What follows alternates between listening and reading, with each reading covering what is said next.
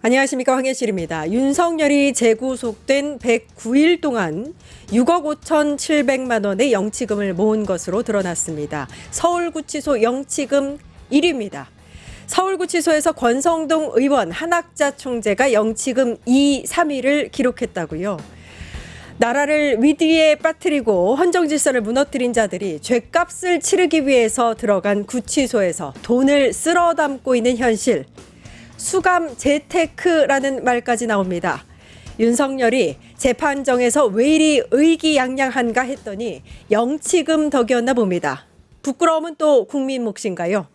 11월 9일 끝장 뉴스 시작합니다.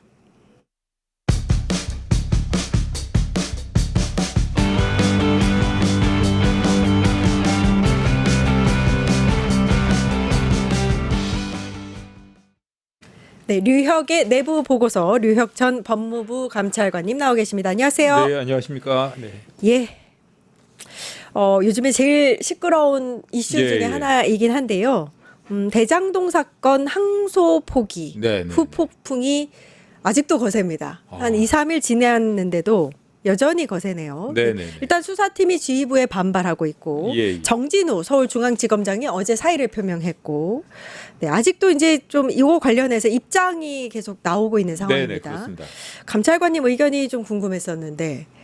제가 오늘 저도 그러지 않아도 이걸 참 좀 관심 있게 지켜보고 있는데요. 제가 오늘 분명히 말씀드릴 수 있는 건 제 개인적인 의견과 그다음에 사실관계 이런 거는 확실하게 분리를 해서 말씀드리는 게 맞을 것 같고. 예. 일단 제가 보기엔 이렇게 하루도 바람 잘 날이 없는데 이런 일까지 이렇게 논란이 일어나는 것을 보니까 저로서도 참 이게 마음이 착잡합니다. 오늘 말씀드리고 싶은 것은 여러 가지 관행이라던가 법리적인 측면 그리고 지금 이 사태를 바라보는데 필요한 이렇게 객관적인 사실관계라던가 이런 거를 제가 최선을 다해서 설명드리도록 하겠습니다. 예. 일단은 수사팀, 네. 검찰의 지휘부는 그 책임론을 거론하는 입장문까지 발표를 했습니다. 네네네.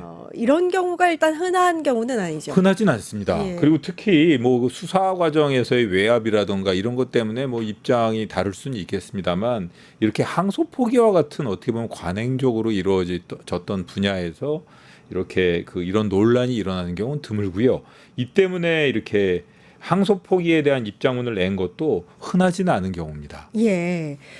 일단은 검찰 지휘부와 법무부의 수뇌부가 네네. 의견이 엇갈렸던 건 사실인 것 같고요. 그렇죠? 네네. 그리고 논의 끝에 항소 금지 결정을 막판에 내린 걸로 저는 알고 있습니다. 예. 일단 법무부 알려진 것으로는 법무부에서는 항소 포기 입장이고 이렇게 검찰 쪽에서 특히 대검을 제외한 중앙지검의 입장은 항소 제기 입장이었다고 하는데 이건 한번 좀 나중에 살펴봐야 될 것 같습니다. 지금 예. 정진우 검사장이 사직의 이유로 대검의 지휘에 따라서 어쩔 수 없이 항소 포기는 했지만 중앙지검의 의사가 그게 아니었음을 보여주는 의미로 사직을 했다. 이런 식으로 본인이 해명을 하고 있거든요. 예. 그렇기 때문에 이거는 사실은 그리고 대검에서 대검 반부패부장과 그다음에 지금 현재 검찰총장 직무대리가 업무상 지시를 내리는 것이 아니라면 이 중앙지검에서는 직접적인 법무부 장관은 구체적인 사건에 대해서 지휘할 수가 없기 때문에 거기에 따를 이유가 없습니다. 결국은 어쨌든 따라서 그런 지휘, 대검 수뇌부의 지휘에 따라서 항소 포기를 했는데 거기에 대해서 지금 수사팀이 문제를 제기하는 그런 모양새가 되어버렸습니다. 예. 일단은 유동규 전 본부장과 네네네. 예, 정영학 변호사의 경우에는 그렇죠. 네.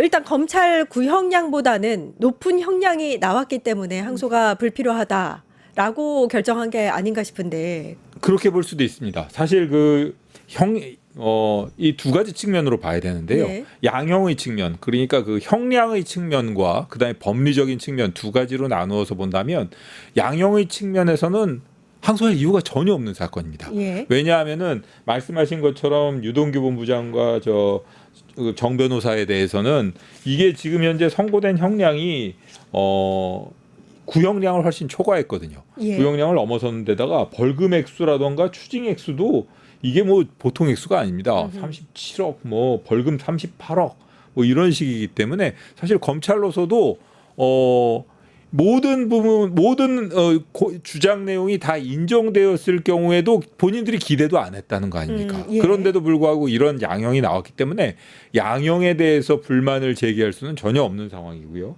다만 지금 현재 그 특경법 배임 그 부분에 대해서는 무죄가 났지 않습니까? 네, 네. 특경법 배임의 경우에는 일반 배임하고는 똑같습니다. 구조가. 근데 일반 배임하고 똑같은데 일반 배임에서 그 손해액 그다음에 이득액이 50억을 넘어서면 특경법에 따라서 징역 5년 이상이 되는데 특경법 배임에 대해서는 액수를 특정할 수 없다는 이유로 무죄가 났습니다. 예. 그러면서 축소된 범죄 사실 그리고 원래 기본적인 범죄 사실인 업무상 배임은 유죄다 해가지고 이렇게 높은 형량이 선고된 것인데 검찰로서는 그 부분 이외에는 전혀 뭐 문제를 삼을 이유가 없는 그런 선고 형량이 되어버렸습니다. 그런데 지금 현재 왜 무죄 사건에 대해서 항소 제기를 못하도록 했느냐라고 지금 수사팀이 지금 항의를 하고 있는 상황이죠. 예. 근데 저는 사실 윤석열 구속 취소 당시에 말입니다.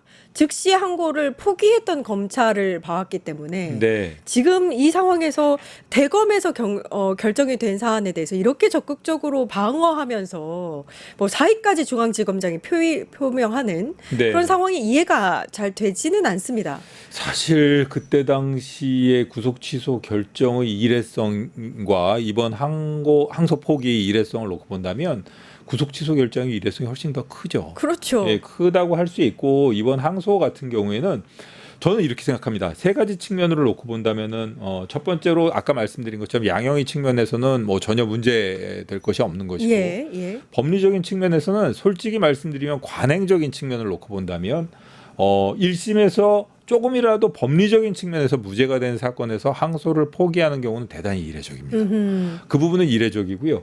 그 다음에 그렇기 때문에 그 부분에 대해서는 항소를 제기할 수도 있는 것이고 어떻게 보면 수사팀이 두 가지 의견을 가지고 올 수가 있습니다. 수사팀에서 어차피 업무상 배임에서는 유죄가 났다. 그런데 정확하게 이 액수를 특정한다는 거 이거는 좀 어려울 수도 있으니 뭐 항소 포기하겠다 이렇게 의견을 가져올 수도 있고 그게 아니라 우리가 뭐 언제 한번 뭐 항소 포기한 적이 있겠느냐 이 법리적인 부분을 다투는 것이니 항소심에 한번 가가지고 액수를 한번 특정할 수 있도록 최선을 다해보겠다 해서 항소 의견을 가지고 올 수 있습니다.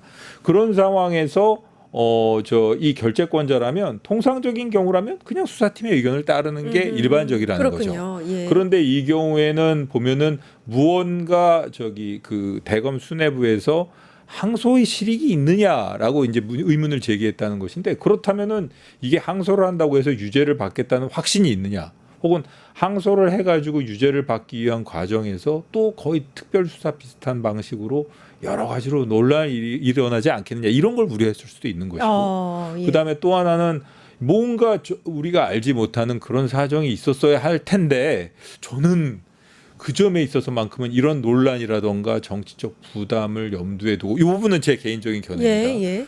그렇게 그 항소 포기 결정을 하려면 뭔가 좀 설득할 수 있는 논리라던가 이유가 있었어야 하지 않나 그 부분에 대해서 좀 설명이 듣고 싶은 게 제 입장입니다. 근데 제가 봤을 때 이게 문제의 본질이 네네.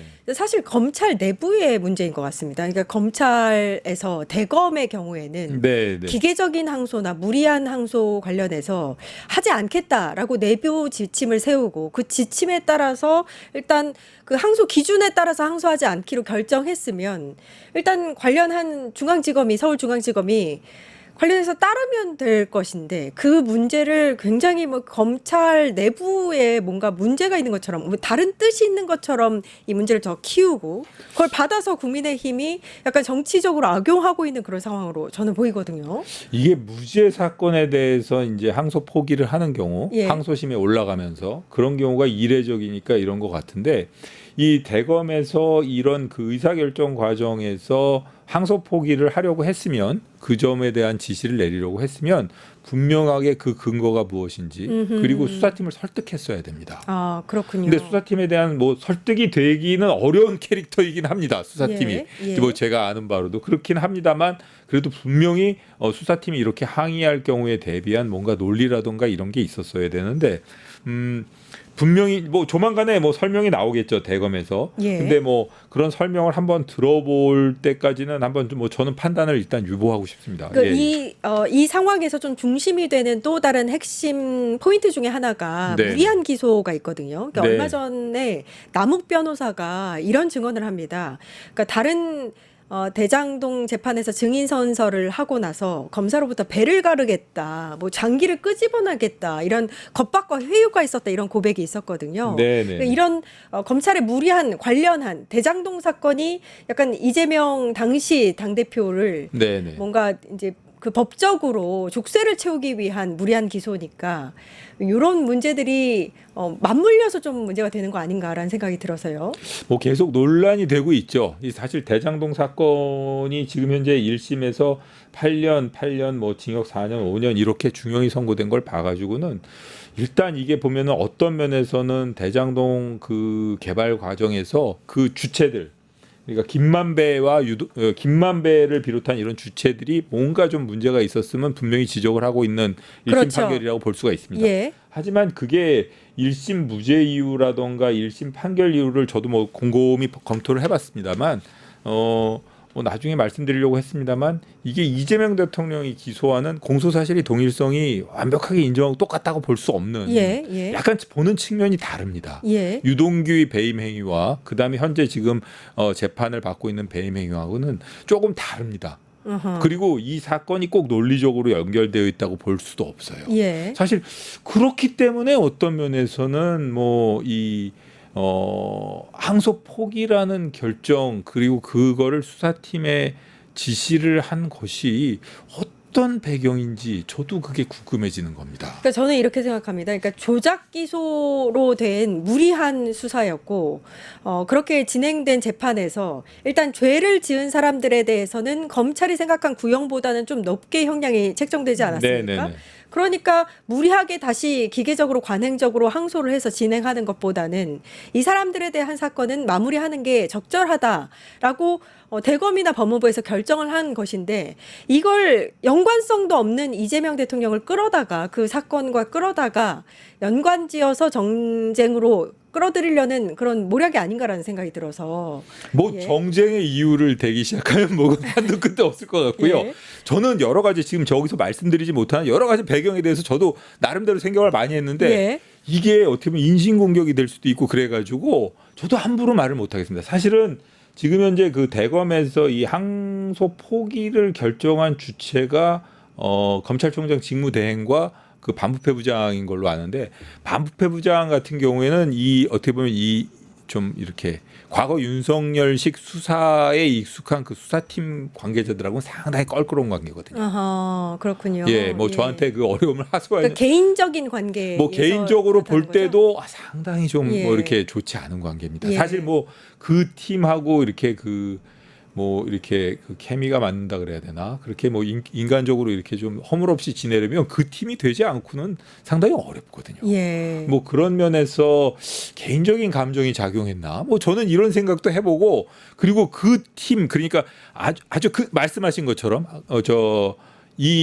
그 수사팀에 대한 근본적인 그 문제의식 거기에서 비롯된 거 아닌가 이런 생각도 하게 되고 여러 가지 생각을 해봤습니다. 그러니까 이렇게 한번 여쭐게요. 그러니까 네. 검찰의 구형량보다 높은 형이 선고가 됐습니다. 네. 물론 일부에서는 네. 무죄가 나오긴 했지만 예. 이제 검찰이 처음에 구형했던 형량보다 높게 나왔습니다. 네. 그럴 경우에 항소를 포기하는 사례가 아예 없나요? 찾아보기 힘든 사례인가요? 아닙니다. 그 네. 구형량보다 높게 나왔고 이게 일반적인 사건이라면 그리고 또 사실은 축소된 범죄 사실에 대해서는 유죄가 나왔고 상당히 많은 추징 액수가 나왔단 말입니다. 예. 그렇기 때문에 이게 범죄 수익 환수라던가 이런 가능성 때문에 그런 건지 어떤 건지 모르겠지만 이게 그런 그 일부의 요소를 제외한다면 뭐 그럴 수도 있지라고 하면서 항소 포기할 수도 있는 사람. 그러니까 제 말은 그냥 그렇게 해서 윗선에서 결정이 났으면 받아들이고 넘어가면 될 일을 굉장히 일을 크게 만들고 중앙지검장이 사의까지 표명하는 사태까지 만들고 있다. 그리고 그걸 받아서 국힘이 굉장한 또 이제 비판적인 요소로 만들고 있다라는 생각이 든다. 뭐 네, 그걸 예. 계속해서 네. 말씀드리고 있습니다. 예. 아까 일단 우리 감찰관님께서는 이번 이 사건에 대한 1심 선고와 이재명 대통령의 관련한 뭐 재판 결과나 이런 거는 별로 크게 관련이 없다라고 네, 말씀해 네. 주셨고요. 예. 만약 검찰이 항소를 포기하면 아예 재판이 진행이 안 되는 겁니까? 아니 그건 아닙니다. 아니죠? 그 피고인들이 이미 이 중형을 선고받은 거와 관련해 가지고 그 항소를 제기했기 때문에 항소심 공판은 이어집니다. 통상적인 사건의 경우에 1심 판결에 대해서 검사가 항소하는 비율은 한 10% 정도밖에 안 돼요. 예. 그러니까 무죄가 나거나 혹은 구형량이 그 기준 예전에는 3분의 1이었는데 요즘에 2분의 1로 또 바뀌기도 했거든요.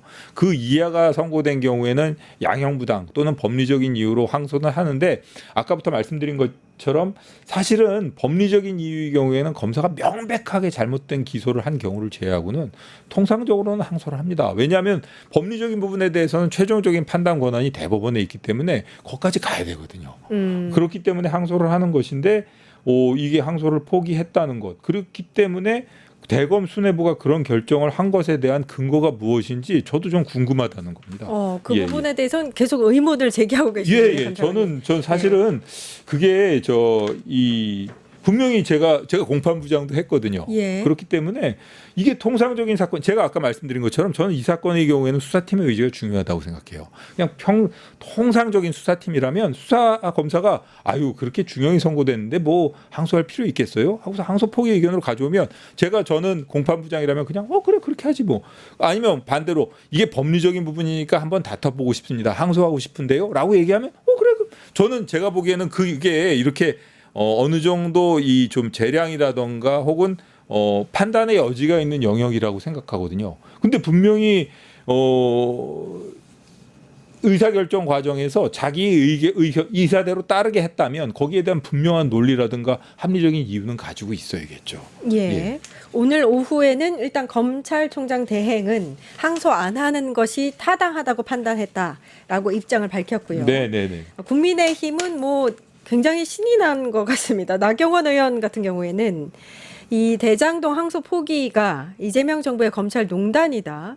대통령실 개입 여부를 명명백백 밝혀야 한다. 뭐 이런 입장을 밝혔는데 역시나 이제 이재명 대통령과 연결 지으려는 그런 목소리다라는 생각이 드네요. 저는 개인적으로 생각할 때는 이건 제 견해입니다. 예. 견해입니다만 대통령실이 그렇게 무리할 이유는 없어 보입니다. 그렇죠. 예, 대통령실이 이렇게까지 논란이라던가 오히려 이익이 되는지도 모르겠어요. 예. 그런 상황에서 이렇게 무리한 결론을 밀어붙일 이유가 없거든요. 그렇기 때문에도 저는 대통령실과는 무관한 어떻게 보면은 검찰 내부 법무부와 검찰과의 그렇지 역학관계 않겠습니까? 이런 문제 이건 당사자들끼리 해결하고 당사자들끼리 왜 이렇게 결정을 내렸는지를 국민들한테 밝히고 국민들이 판단할 수 있도록 해줘야 됩니다. 예. 이거는 뭐 대통령실을 끌고 들어갈 문제는 아닌 것 같아요. 제가 보기에는. 이걸 정쟁으로 또 이렇게 활용하는 왜냐하면 이게 얼마 전에 비서실장 강훈식 비서실장이 대통령을 정쟁으로 끌어들이지 마라라는 얘기를 하면서 재판중지법 관련해서 네네. 추진을 중단시키도록 했지 않습니까? 그러니까 그게 대통령실의 전반적인 방향이라는 생각이 드는데 그걸 또 요걸 활용해서 정쟁화하고 있다라는 생각이 들고요. 네네네. 예. 민주당은 일단 이번 이제 1심 선고가 검찰 구형보다도 높게 형량이 결정된 거에 관련해서 대장동 사건의 진실의 문이 열렸다. 이렇게 이야기하고 있습니다. 2심이 진행되면 어떤 방향으로 진행될 거라고 보세요? 2심의 경우에는 뭐 제가 법리적인 걸 하나 또 전 국민이 뭐 법률가화를 계속하고 있습니다만 이 불이익 변경 금지 원칙이라는 게 있습니다. 예, 그래서 예. 사실은 이 피고인과 검사가 있지 않습니까? 피고인의 경우에는 항소를 하는 피고인의 항소권의 자유로운 항소 보장을 위해서 피고인은 항소를 해도 항소심에서는 1심에 선고된 형보다 중한 형이 선고되지 않습니다. 예. 근데 다만 예외가 있는데 그게 검사가 맞항소를 했을 경우입니다. 근데 이 경우에는 항소를 하지 검사가 않았으니까. 항소를 하지 예. 않았으니까 더 이상 중한 선고의 가능성이 없어지고요. 또 하나는 뭐가 있냐면 그 무죄 관한 특경법 배임 부분이 있지 않습니까? 그 부분에 대해서는 더 이상 그 유죄로 바꿀 수가 없습니다. 그 부분은 이제 확정된 것이 돼버렸기 때문에. 근데 다만 이게 나중에 공소장 변경이라던가 이런 형식으로 이 특경법 배임에 대해서는 유죄가 선고되지 않더라도 항소심 재판부에서 그 부분에 대해서 지적을 할 수는 있어요. 예. 다만 그렇게 지적을 해서 유죄 취지로 뭔가 이유를 구성하더라도 지금 형량보다 높아질 수는 없습니다. 불이익 변경 금지 원칙은 무조건 적용되기 때문에 그런 상황에서 앞으로 항소심이 어떻게 진행될지를 지켜보시면 될 것 같습니다. 예. 기본사회님께서 검찰들의 여론 호도다라고 말씀을 해주셨고요. 유튜브 구독하고 실시간 채팅과 댓글을 남기시면 매일매일 7,000TTCO를 드립니다. 참여 방법은 통통물 어플을 다운로드하고 회원가입과 로그인을 해주세요. 마이페이지에서 나의 회원 고유 번호를 복사해주세요. 유튜브 구독 후 실시간 채팅이나 댓글창에 고유 번호를 한 번만 입력하면 준비 끝! 지금 유튜브 채팅과 댓글 쓰기 참여하고 7,000TTCO 받아가세요.